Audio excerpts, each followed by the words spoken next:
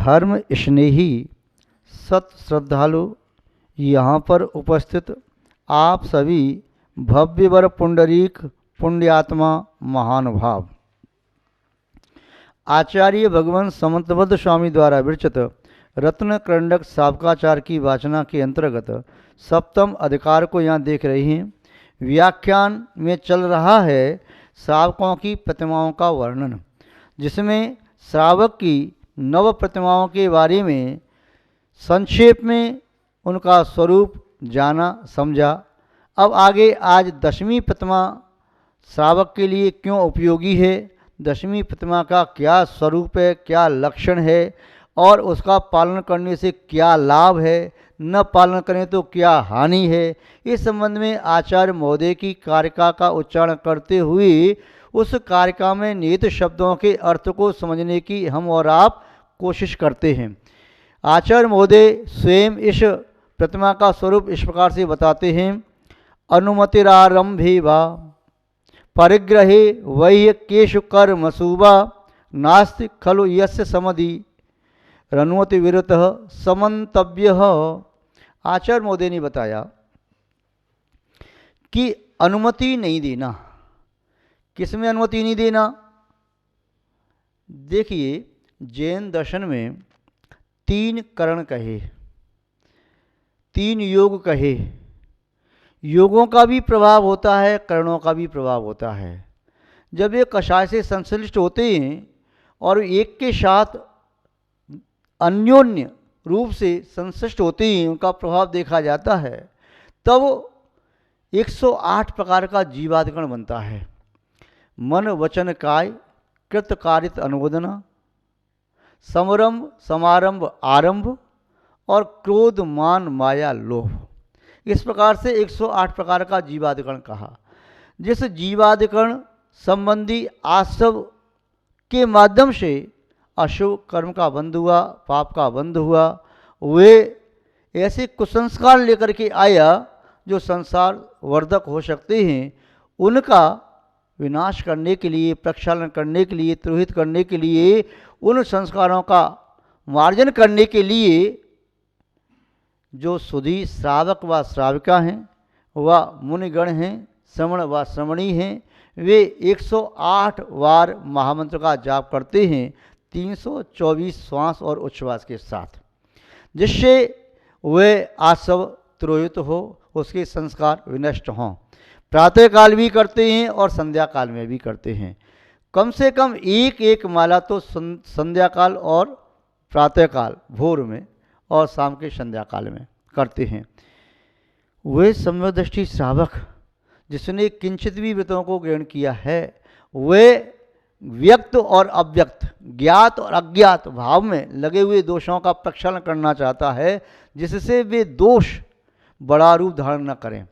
नित्य नित्य घर की सफाई करने वाला व्यक्ति वह देखता है उसके घर में ज़्यादा गंदगी नहीं जमती, किंतु जो अपने मकान को लॉक कर देता है 20 साल बाद देखेगा तो उसके मकान में बहुत सारी गंदगी जम जाएगी।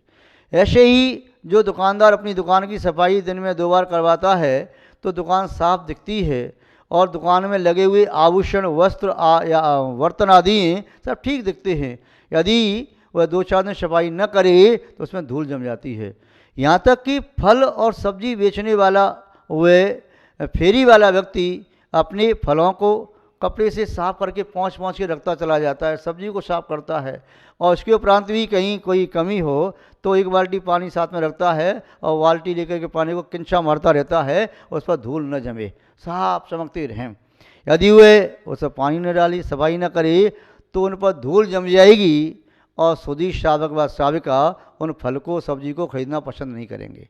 हमारी और आपकी आत्मा में भी धूल न जमे, इसलिए प्रातःकाल और संध्या काल में कम से कम 1 माला रणोकार मंत्र की महावृत्तियों को अवश्य ही वह जपना चाहिए, वह भी श्वास उच्छ्वास पूर्वक। यह 1 माला जपना भी अपने आप में सामायिक है। महानुभाव, तो आचार्य महोदय ने बताया कि कृत यानी काम स्वयं करने से, कारित काम दूसरे से कराने से, और अनुमोदना दूसरे के कार्य की प्रशंसा आदि करने से भी पुण्य और पाप का आशय होता है, शुभ और अशुभ आशय होता है। मन से करने से, मन से कराने से और मन से अनुमोदना करने से वचन से करने से, वचन से कराने से, वचन से अनुमोदना करने से भी।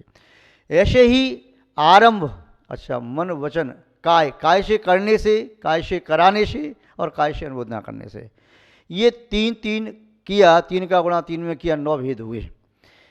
अब ये 9 प्रकार से समारंभ, समारंभ और आरंभ, किसी कार्य का शुभ व अशुभ कार्य का प्रारंभ करना या प्रारंभ करने के लिए सामग्री इकट्ठी करना या अपने उसको पूरा प्रारंभ ही यानी शुरू कर देना। इस प्रकार से 9 का 3 में गुणा किया तो 27 वेद होते हैं।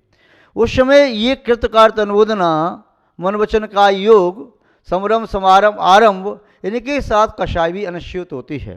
क्रोध, मान, माया, लोभ, ये 4 कषायें, इन 4 का गुणा किया तो 108 हुए।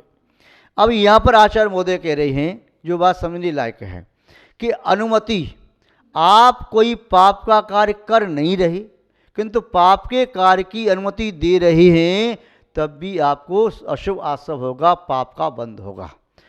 कई बार तो ऐसा भी हो सकता है कि कार्य करने वाला कम पाप का बंद करे और कराने वाला ज़्यादा पाप का बंद कर ले, अनुमोदना करने वाला और ज़्यादा पाप का बंद कर ले। पुण्य कार्य करने वाला, शुभ कार्य करने वाला हो सकता है कम पुण्य का बंद करे और उसे कराने वाला, प्रेरणा देने वाला उसे ज़्यादा पुण्य का बंद कर ले। अनुमोदना करने वाला विशुद्ध भावों के साथ और ज़्यादा पुण्य का बंद कर सकता है, ये भी संभव है। इसलिए आचार्य महोदय कह रहे हैं, जिन कार्यों के करने से, जिन कार्यों के कराने से, जिन कार्यों की अनुमोदना करने से यदि जीवन में अशुभ आशुभ होता है, पाप का बंध होता है, तो उनका त्याग कर देना चाहिए। प्रारंभ में ही व्रती के लिए बताया था कि अनर्थ दंड नहीं करना चाहिए। वे अनर्थ दंड हिंसादान, पापोपदेश, दुस्सती, अपध्यान और प्रमादचर्या, ये व्यर्थ में पाप का आशय कराते हैं, अर्थात इनके करने में कोई प्रयोजन सिद्ध नहीं हो रहा। हिंसा दान दिया, हिंसा को पर्ण दे दिए, पाप का उपदेश दे दिया तो पाप लगा, किया नहीं, उपदेश दिया पाप करने का, हिंसा की नहीं, हिंसा को पर्ण दान में दिए। दुस्सती, खोटे शास्त्रों की बात पढ़ी या खोटी बात सुन रही हैं या खोटा ध्यान लगा रही हैं, वे कार्य किया किसी और ने, ध्यान ही लगा रहा है, पाप का संबंधी कर रहा है। और ऐसी प्रमादचर्या, प्रमाद पूर्व प्रवृत्ति कर रही हैं, चाहे जीव मरे या न मरे, किंतु प्रमाद पूर्व प्रवृत्ति करने से निस्संदेह अशुभ आशुभ होता है और पाप का बंध होता है। इसलिए आचार्य महोदय यहाँ कह रहे हैं, अनुमति रारंभे वा, आरंभ के संबंध में अनुमति नहीं देना चाहिए। 8वीं प्रतिमा में देखा, सेवा कशवाणी जी प्रमुखाधार व्यापारमति प्राणातिपात हेतु योषा रंभ विनिवृत्त। ये जो पाप का कारण है, पाप का कारण होने से, हिंसा आदि की का कारण होने से सेवा कृषि वाणिज्य, सेवा कृषि वाणिज्य आदि जो प्रमुख आरंभ है, इनसे विरक्त वह हो गया और वह 8वीं प्रतिमा वाला खेती नहीं करता, व्यापार नहीं करता, किसी की नौकरी नहीं कर रहा। अब 9वीं प्रतिमा में अब करता तो नहीं था किंतु अब अनुमति दे देता था। 8वीं प्रतिमा में अब अनुमति भी नहीं देगा। किस किस की अनुमति नहीं देगा? आरंभ की। कोई व्यक्ति पूछे मैं खेती कर लूँ, बोला कि भैया आप जानो, जैसा आपका मन हो, हम क्या कहें। कोई पूछे मैं खेत में कौन सी फसल बोऊँ, भैया आप जानो। मैं व्यापार कौन सा करूँ, आप जानो भाई, जैसा आपका मन हो आप जानो, क्या करना क्या नहीं करना। मैं और लौकिक कार्य करूं, झाड़ू लगा लूं, पोंछा लगा दूं, ये टॉवल धो के डाल दूं, मैं इस प्रकार से यहाँ पर सफाई कर दूं, ये पूछ रहा है। तो 9वीं प्रतिमा वाला क्या कहेगा, भैया मैं इन कार्यों की अनुमति नहीं देता, तुम्हें जैसा लगे वैसा करो। एक ब्रह्मचारी जी किसी गृहस्थ के यहाँ भोजन करने गए। गर्मी का समय था, बहुत गर्मी पड़ रही थी। अब ब्रह्मचारी की शायद 1-2 प्रतिमा रही होंगी। वह घर का मालिक था जो वाई भोजन करा रही थी। उसने पूछा भैया जी से, भैया जी पंखा चला लूँ?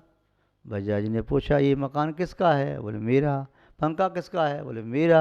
बोले घर में आते जाते हो मुझसे पूछ के आते जाते हो क्या? घर की सफाई मुझसे पूछ के करते हो क्या? पंखा बंद करते हो, लाइट बंद करते चालू करते मुझसे पूछ के करते हो क्या? मैं तो तुम्हारे यहाँ आधा घंटा भोजन करने के लिए आया, मुझे क्या मालूम है तुम्हारा पंखा तो चलाना है कि नहीं चलाना, मैं क्या बताऊँ। तो भैया जी ने समझदारी से काम किया। उन्होंने ये नहीं कहा कि चलाओ, ये भी नहीं कहा मत चलाओ, तुम जानो तुम्हारा काम जाने, मैं आपसे कुछ नहीं कहता। ऐसे ही अनुमति त्याग प्रतिमा वाला हुए त्यागीवती क्या करता है, वह आरंभ की अनुमति नहीं देता। ये भी नहीं करा तो मत करो, भैया चलो ठीक है हम व्यापार छोड़ दें, फिर हम खाएंगे क्या, हमारे बाल बच्चे होंगे मर जाएंगे। तो वो ये नहीं कहा मत करो, पर ये भी नहीं कहा तुम करो। कौन सा काम करना है भैया तुम स्वयं जानो, देखो तुम स्वयं समझदार हो, संसारी प्राणी हो, आपको अनुभव है क्या करना है क्या नहीं करना है। हम इसमें कुछ नहीं कह सकते, आप जानो, आपका काम जाने, हम नहीं कह सकते संग्रह करने की।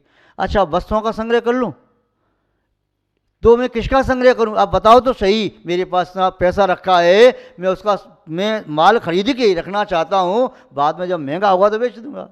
भैया हम इस परिग्रह के संग्रह के बारे में कुछ नहीं कह सकते, परिग्रह रखो या ना रखो, आप जानो, आपका काम जाने। हम अपना काम जानते हैं, आप अपना काम जानते हैं।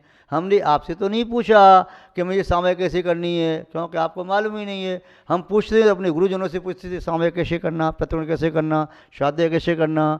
तो आपके क्षेत्र में जो गुरु हैं, यानी जो आरंभ परिग्रह में लिप्त हैं, उनसे सलाह लो। हमसे इस बात की सलाह मत लो, हमसे तो सलाह ये लो कि रात्रि भोजन का त्याग कर दूं क्या, हम कहते हैं ठीक कर देना चाहिए। अवश्य का त्याग कर दूं क्या, हाँ कर देना चाहिए। मैं रात्रि में पानी छोड़ना चाहता हूँ, अपनी शक्ति देख लो, शक्ति तो छोड़ देना चाहिए। मैं डेली पूजा करने का नियम लेना चाहता हूँ, अच्छी बात है। अभिषेक करना चाहता हूँ, अच्छी बात है। जाप लगाने का नियम लेना चाहता हूँ, अच्छी बात है। तो इसकी तो अनुमति दे सकते हैं, किंतु हिंसा, झूठ, चोरी, कुशील, परिग्रह, इन 5 पापों में प्रवृत्ति रूप अनुमति नहीं दे सकते, और आरंभ की अनुमति नहीं दे सकते। और क्या कहा, वाह यही किस कर्मसु, लौकिक कार्य हैं, जो लौकिक कार्य हैं उनसे कोई धर्म का प्रयोजन सिद्ध नहीं होता, ऐसे लौकिक कार्यों की अनुमति नहीं दे सकते। जैसे बेटे का जन्म हुआ है, उसकी जरूरी कब निकलवा लें, मकान बनवाना है, उसका मुहूर्त कब कर लें, बिटिया की शादी पक्की करनी है तो अभी एंगेजमेंट कब कर लें, शादी का मुहूर्त कैसा अच्छा रहेगा, अथवा हमें अपने मकान का नागर करना है, कौन सा ठीक रहेगा, या श्राद्ध का चौक होना है, या कोई और काम होना है, वह पढ़ने जाना है या नौकरी के लिए जाना है या कुछ करने जाना है। तो ऐसे कोई लौकिक कार्यों के लिए भी पूछता है कब करें, तो वह नवम प्रतिमा वाला, दशम प्रतिमा वाला वह अनुमति नहीं देता। भैया जैसा आपको उचित लगे वैसा करो। और गृहस्थाचार्य होते हैं ना, जो प्रतिष्ठाचार्य पंडित लोग होते हैं, जो व्रती या अव्रती गृहस्थ जीवन में हैं, वे आपका मार्गदर्शन करेंगे लौकिक कार्यों के लिए। परमार्थ के कार्य का मार्गदर्शन तो हम कर सकते हैं, किंतु संसार के कार्यों का मार्गदर्शन नहीं कर सकते। या और भी छोटे मोटे काम पूछता है, अब मैं वस्त्र कब से पहना शुरू कर दूं, अब मैं मकान में पुताई करवाना कब करवाऊं, मकान में अब मैं और भी पेंटिंग करवाना है, कुछ सजावट करवाना कब करवाऊं, या लाइटिंग करवाना है। कोई भी छोटे मोटे लौकिक कार्य पूछ रहे जिनसे धर्म का कोई प्रयोजन नहीं है, ऐसे कार्यों की अनुमति दशम प्रतिमा वाला नहीं देता। आ गया समझ में। तो यहाँ आचार्य महोदय कह रहे हैं अनुमतिरारंभे वा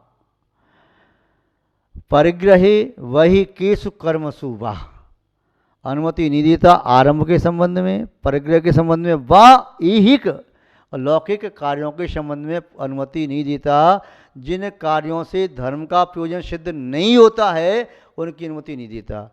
फिर कोई और अनुमति दे सकता है कि हाँ, कोई व्यक्ति पूछे महाराज जी हमारा विचार है मंदिर जी का निर्माण कराने का विचार है, शिलान्यास अच्छी मूर्ति में करना, ठीक है, बनवाने का विचार है, बहुत अच्छी बात है, बना। महाराज जी शास्त्र छपाना चाहते हैं, बहुत अच्छी बात है। महाराज जी हमारा विचार है हम अमुक महाराज जी का चातुर्मास कराना चाहते हैं, बहुत अच्छी बात है।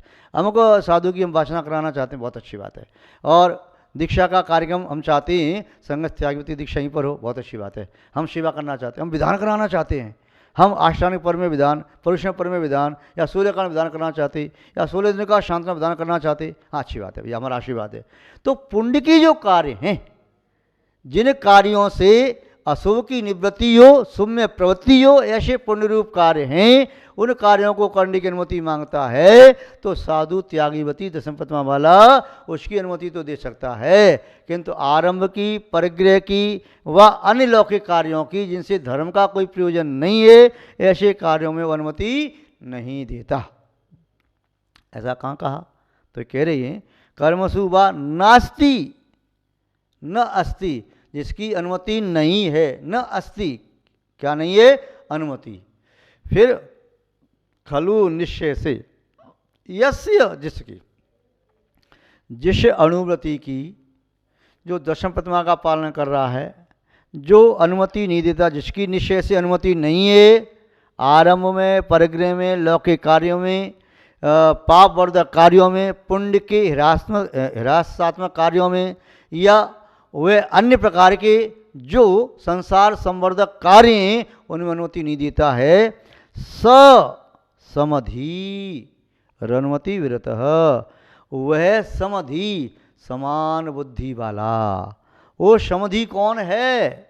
आचार्य समध्वा स्वामी कह रहे हैं समधि दसवीं प्रतिमा वाला है, जिसकी बुद्धि समत्व को प्राप्त हो रही है। अब वह चाहे उसका बेटा पूछने के लिए आए, माना उसके पिताजी ने 10 प्रतिमा ले ली, बेटा पूछता है पापा जी मैं ऐसा काम कर लूँ, भैया तुम जानो, ऐसा कार्य कर लो, भैया तुम जानो, ऐसा कार्य कम तुम जानो, जैसा तुम्हारा मन हो वैसा करो। मैं तो इतना कहता हूँ कि अपना कल्याण जरूर करना, संसार के मार्ग में ही गमन नहीं करते रहना, मोक्ष मार्ग की स्मृति रखना, अपनी मृत्यु को याद करते रहना, मृत्यु कभी भी आ सकती है, इसलिए मोक्ष मार्ग से कहीं च्युत नहीं हो जाना, मोक्ष मार्ग को चूक नहीं जाना। तो अनुमति वह क्या करता है अनुमति व्रत वाला? यस्य समधि, जिसकी बुद्धि समान है, न अपना न पराया।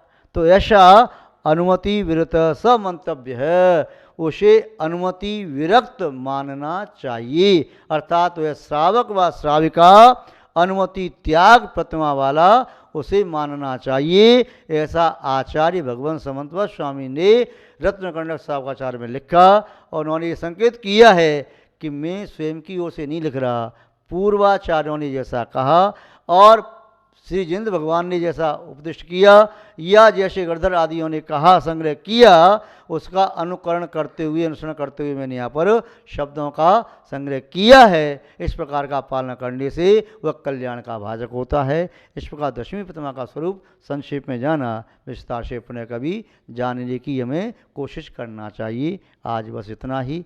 जय बोलिए श्री शांतनाथ भगवान की, परम पूज्य आचार्य गुरुदेव श्री विद्यानंद जी महाराज की, अहिंसामय विश्व धर्म की।